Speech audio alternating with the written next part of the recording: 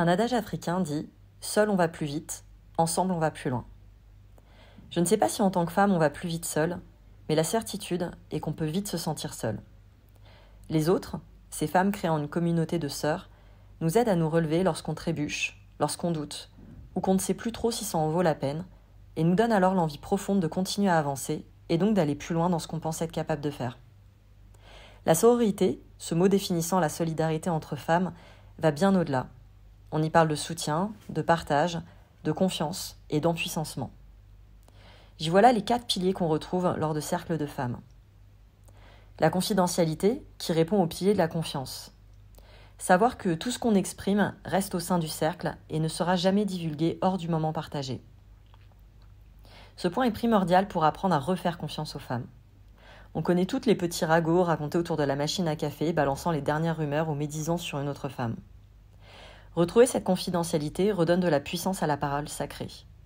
Ce qui a été déposé vaut de l'or et mérite d'être considéré comme tel. Et pour retrouver ce lien soror, ce lien de sœur, la confiance doit être retrouvée et construite autour d'une valeur fondamentale. Et tu as peut-être déjà vécu ça, discuter avec quelqu'un et te rendre compte que l'autre est au courant d'un élément intime de ta vie. Comment t'étais-tu senti à ce moment ? Quel sentiment t'a habité ? Ça m'est déjà arrivé et c'était super désagréable. Je me suis sentie trahie et incapable de me livrer de nouveau à celle qui avait révélé mon secret. Et selon l'ampleur du secret, on ne peut jamais avoir envie d'en reparler de nouveau par peur d'une nouvelle trahison.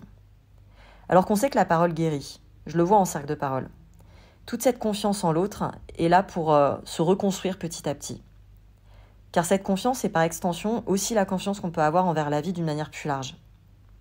Donc si on a le sentiment tout le temps d'être trahi, on finit par se renfermer et s'éteindre. En quelque sorte, ça ferme le cœur. Et un cœur qui se ferme, ça ressemble à de l'aigreur, à de la méfiance envers les femmes, du style « je connais bien les meufs, c'est fourbe » ou « tu ne peux pas faire confiance aux femmes » ou « j'ai aucune copine femme, je sens que c'est plus simple pour moi d'avoir des amis hommes » ou encore même « les filles te la font toujours à l'envers », etc., etc. Et si on prend l'exemple inverse, peut-être que tu t'es surprise à parler d'un secret qu'on t'avait confié, et quel a été ton sentiment ? J'en ai observé 2 assez courants. Celui de trahison, encore, via une forme de malaise intérieur, d'avoir failli à une promesse d'intimité, et le deuxième, celui de satisfaction. Alors sentiment, il est un peu plus spécial. Je le dépeins comme étant le fait d'avoir une forme de besoin d'être accepté, ou même valorisé au sein d'un groupe en donnant un scoop. Ça flatte l'ego d'avoir une info secrète à donner à d'autres et de voir les réactions qui s'animent. Généralement, la personne devient le centre de l'attention au détriment d'une autre femme. Et ici, on ne se rend pas toujours compte des conséquences à moyen ou long terme de cette révélation.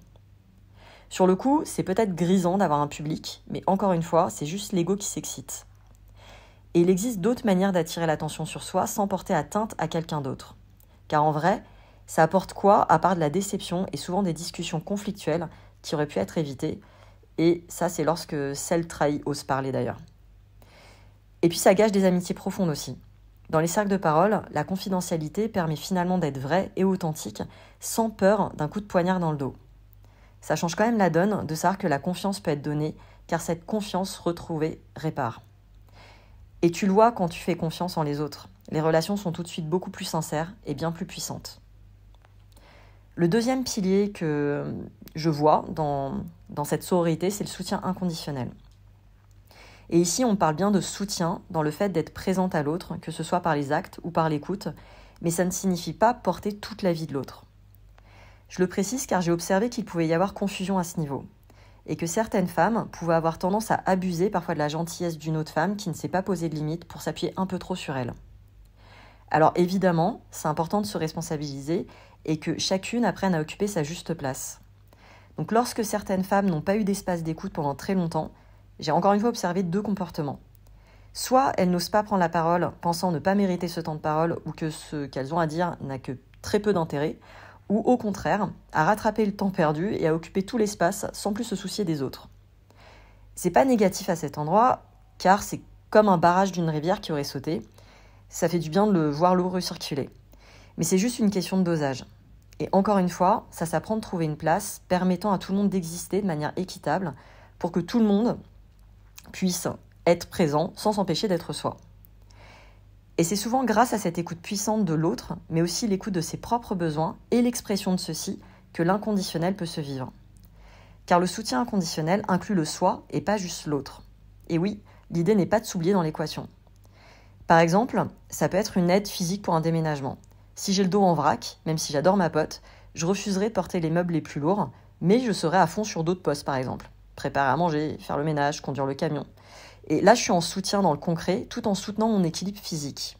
Et c'est pas un manque d'amour envers l'autre, mais une preuve d'amour envers soi. Et parfois, on ne peut pas toujours soutenir l'autre à 100% de la manière dont l'autre l'aimerait. Et c'est ici que le soutien inconditionnel peut prendre une forme bilatérale via de l'empathie. Si ma pote ne peut pas m'aider de la manière dont je l'aurais souhaité, je ne vais pas lui reprocher. Elle a certainement une bonne raison. Oui, j'ai le droit de me sentir seule ou abandonnée à ce moment, mais c'est une blessure qui s'éveille à cet endroit. Et c'est important de la distinguer pour ne pas faire porter la charge de sa blessure à l'autre. Si elle ne peut pas, elle ne peut pas. Donc l'idée n'est pas que j'en veuille à ma pote et qu'à mon tour, je ne la soutienne pas dans ses capacités possibilités. Après, si on va plus loin, il y a une histoire de réciprocité et d'équilibre dans les échanges de soutien. Donc sans être dans du donnant-donnant, une relation s'épanouit quand même plus lorsque le sentiment d'équilibre est présent. Autre exemple, lorsque je demande un regard extérieur sur un projet que je dois rendre. Je ne demande pas à l'autre de faire le projet à ma place, mais si j'ai un doute sur le contenu, je peux m'autoriser à lui en parler et, si je vais plus loin, bien spécifier sur quoi exactement j'ai besoin d'aide. Parce que déjà, ça me permet de mesurer ma demande et la réévaluer si besoin pour ne pas me décharger sur l'autre. Dans le soutien inconditionnel, il y a aussi le partage des exploits et des réussites. Et je pointe le doigt là-dessus parce que j'ai remarqué que ça pouvait être très compliqué pour certaines de célébrer les victoires et de soutenir les réussites. Et on n'a pas toujours à se soutenir que dans les moments de down ou dans les moments de souffrance. C'est tellement puissant de sentir que quelqu'un partage sa joie et parfois même augmente le niveau de joie. La joie porte, tu as dû déjà le sentir, et elle peut devenir motrice via la dopamine qu'elle procure. Et c'est pas toujours facile de reconnaître ces réussites, surtout lorsqu'on les perçoit comme petites parce qu'on n'a pas eu l'habitude ou qu'on a eu l'habitude justement de minimiser ce qu'on est. Donc si en face de soi, on a quelqu'un qui casse le sentiment d'accomplissement, ça peut faire mal et surtout nous garder dans une estime de soi toujours un peu basse. Et les phrases qu'on peut entendre seraient du style « T'aurais pu faire mieux »,« Ouais bah ça va, y a pas de quoi en faire un truc de dingue » ou « Ça va les chevilles » versus des encouragements type « Putain bravo, t'as réussi à passer cette étape alors que je sais que tu galères là-dessus » ou « Viens, on célèbre ça, on marque le coup ». Donc je parlais du soutien inconditionnel avec soi et dans les réussites autant que dans les échecs.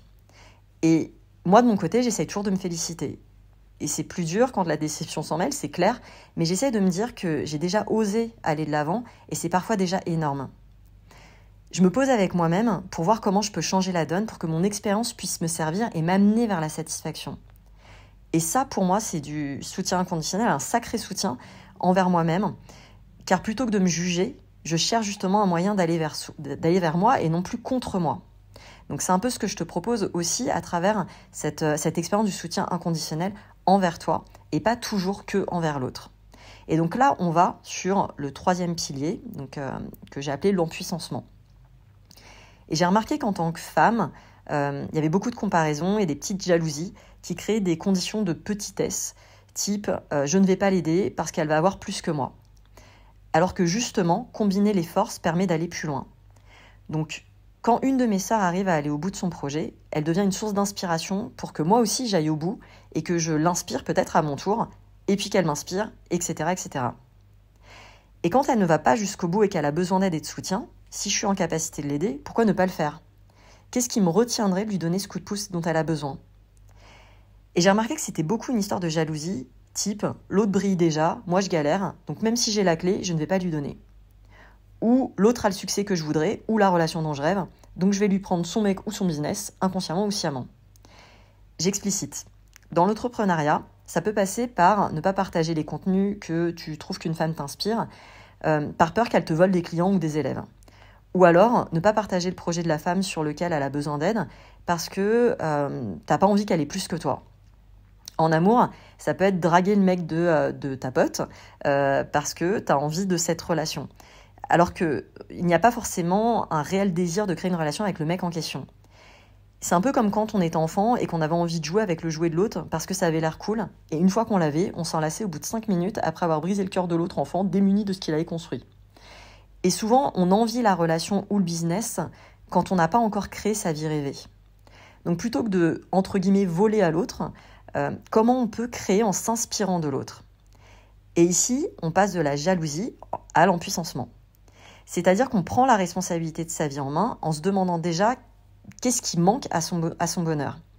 Et là, on peut demander de l'aide à son tour, peut-être pas à celle qui t'en a demandé avant, car ce ne sera peut-être pas la bonne personne pour résoudre ton problème, mais peut-être que ça en sera une autre. Et c'est là que je trouve qu'il y a une importance dans la construction de son réseau, donc de la toile qu'on construit avec ses amis, ses potes et ses connaissances. Et aussi l'importance de bien clarifier ce dont on a besoin. S'empuissancer, ça crée de la joie, car on sort des compétitions malsaines pour aller vers du challenge pouvant complètement devenir un jeu. On se motive mutuellement à casser les plafonds de verre et à expandre sa zone de confort. Et encore une fois, on prend confiance grâce à son réseau et on contribue à ce que les autres en fassent de même. Et donc le dernier pilier, avec lequel d'ailleurs j'aurais pu commencer, c'est le partage. Donc pas nécessairement matériel, je pointe le doigt là-dessus aussi. Mais je parle plus de partage d'expériences et de vécus qui enrichissent donc les personnes qui sont en contact avec ces partages. C'est pour cette raison d'ailleurs que dans les cercles de femmes, une des règles est le fait de ne parler que de soi et de son expérience de vie, sans juger ses actes, tout en apprenant à écouter l'expérience de l'autre comme étant sa vérité à elle, sans la juger aussi, en l'accueillant telle qu'elle est, avec ses casseroles à elle. Et ce n'est pas toujours facile de ne pas juger l'autre. Mais quand on juge, ce n'est pas forcément par méchanceté, mais parfois juste par conditionnement. On connaît une réalité et on ne comprend pas toujours la réalité de l'autre parce qu'elle nous est inconnue. Donc s'ouvrir à l'autre et à sa perception de vie depuis son histoire, c'est justement venir apporter un soutien inconditionnel. En gros, peu importe ce que tu as vécu, je t'accepte comme tu es. Et c'est tellement puissant de se sentir accepté parce que ça permet de se sentir comprise et entendue d'une certaine manière et donc de se sentir reconnue dans ses galères et son histoire. Donc dans l'écoute, il y a une vraie présence et on peut y voir un lien très fort avec le soutien. Et je me rends compte aussi qu'écouter sans chercher à conseiller l'autre permet aussi de s'inspirer d'un vécu qui parfois résonne avec sa propre histoire.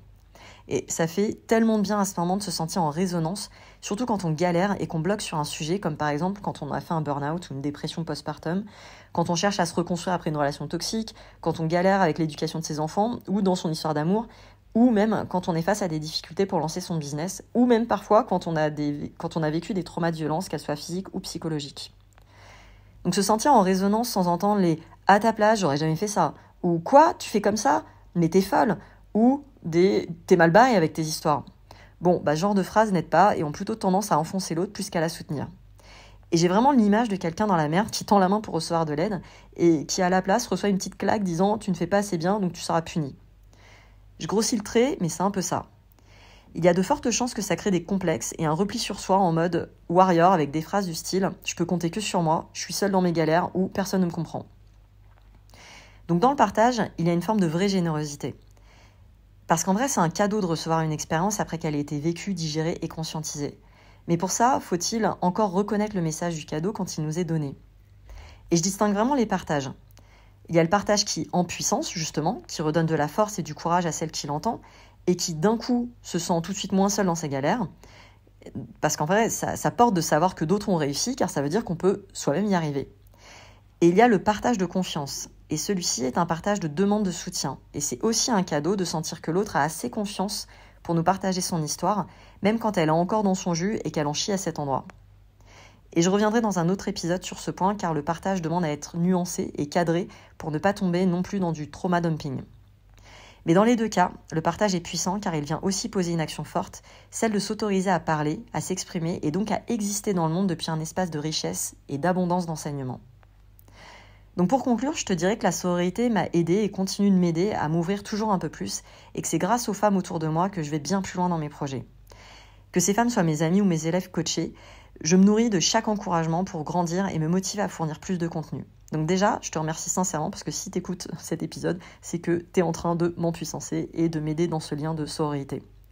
Et je finirai là-dessus. Toi, quel pilier t'inspire le plus et comment tu auras envie qu'il prenne plus de place au quotidien ? Je te souhaite de trouver ta communauté de sœurs et de cœurs et je te dis à très bientôt. Des bisous!